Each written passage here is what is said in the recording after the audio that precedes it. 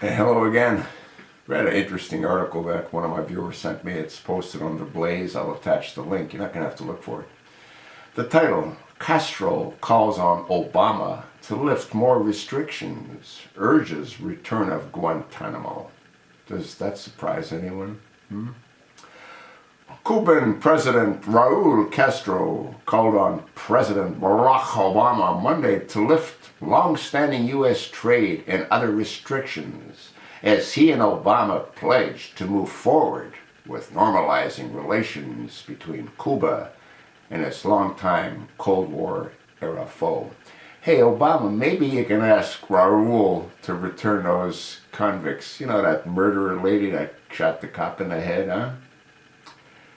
And I think there's, 79 others that are over there as well, being protected by this, what would you call them? Well, how about dictators for start, huh? Obama's probably jealous because Raul Castro has more control over his country than Obama has over our country. This is a new day, Obama said, standing alongside Castro after their meeting at Havana's Palace of the Revolution. In a history-making meeting in Havana, Castro praised Obama's recent steps to relax controls on Cuba as positive, but deemed them insufficient. He called anew for the U.S. to return its naval base at Guantanamo Bay to Cuba and to lift the U.S. trade embargo. Quote, "This is essential because the blockade remains in place and it contains discouraging elements," Castro said.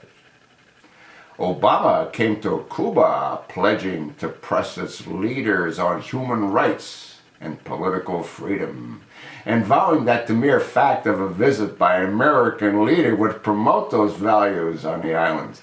Well, it didn't turn out that way because you had so many protesters that weren't too pleased with this long-legged freak arriving in Havana.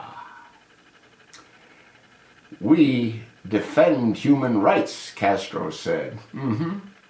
"In our view, civil, political, economic, social, and cultural rights are indivisible, independent, and universal." Sure sounds good, doesn't it? Huh?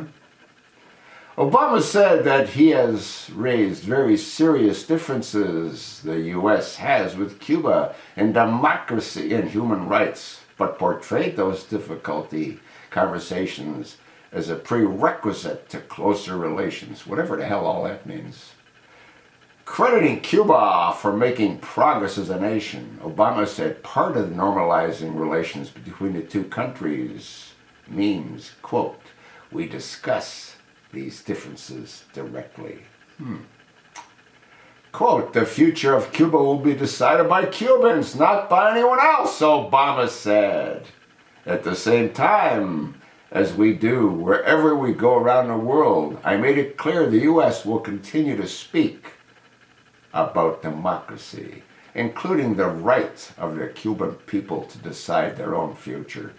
Well, the Cuban people can't decide squat. That's why it's a dictatorship, Barry. As Castro prepared to step down in 2018, he held firm against any changes to Cuba's one-party political system. Hey, Barry, what kind of plans do you have to step down, huh?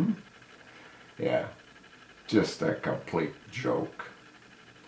Cuba's future will be decided by Cubans. Yeah, just like Americans' future can be decided by Americans, not the elitists, not twisted, evil people like you.